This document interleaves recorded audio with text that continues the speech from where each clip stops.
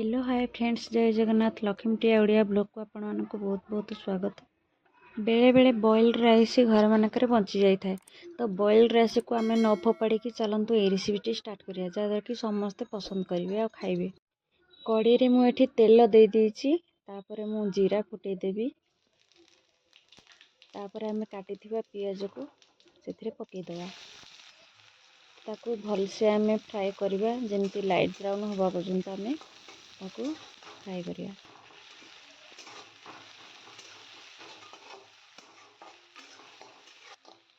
तो देखंतु ये पियाज भलसे फ्राए हो जाइए, तापर मु भृषंग पत्र को पकईदेवी।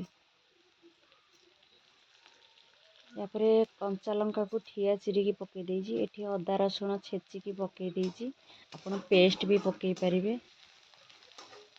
ताकू भलसे टिके गोळेई देबी। एठी हळदी आधा चामच मु पकई देइछि, तापरे धनिया पाउडर पकई देइछि। एठी काश्मीरी लंका गुंड पकईछि, आपण चाहिए राग भी पकई पारे, मु स्किप कर देइछि।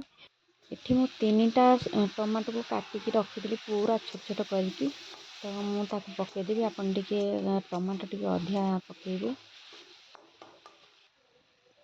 तापर मु स्वाद अनुसार लुण पकई देइछि। लुणटा पकईवा द्वारा जल्दी सीझी थाए आउ मेल्ट हो जाए जल्दी। मु ताकू तापर ढांकुणी दे देबी। ढांकुणी खोलिकी मझे मझे एमती मु चलाउथि ना लगिଯିब। तो से पर्यंत आम चलेबा जे पर्यंत पूरा टमाटो मेल्ट न होइछि। देखंतु एठी टमाटो भी पूरा मेल्ट हो आसलानी।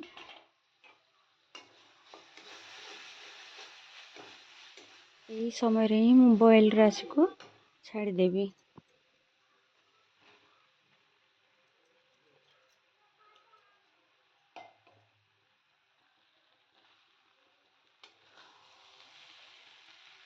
एठी राइस को मु भल से मिक्स कर देबी मसला सहित, जमती कि मसला सब राइस रे लागी जिवो।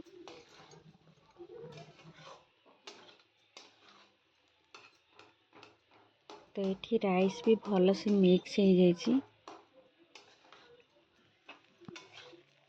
तो राइस को एमती घरे बने कि डिनर रे खाई परिबे आउ लंच रे भी खाई परिबे, बहुत भल लागिवो। मु तापर धनिया पत्र एटी पकई देइछि, तापर स्प्रिंग अनियन पकई देइछि, जहाँ कि भल लागिवो आउ सुंदर देखा जिवो। आपण ये टमाटो राइस को घरे बने कि एमती खांतु। जदि वीडियोटी भल लगी थाए आपण माननको ताले सब्सक्राइब करनियंतु, आउ लाइक करंतु, शेयर करनियंतु।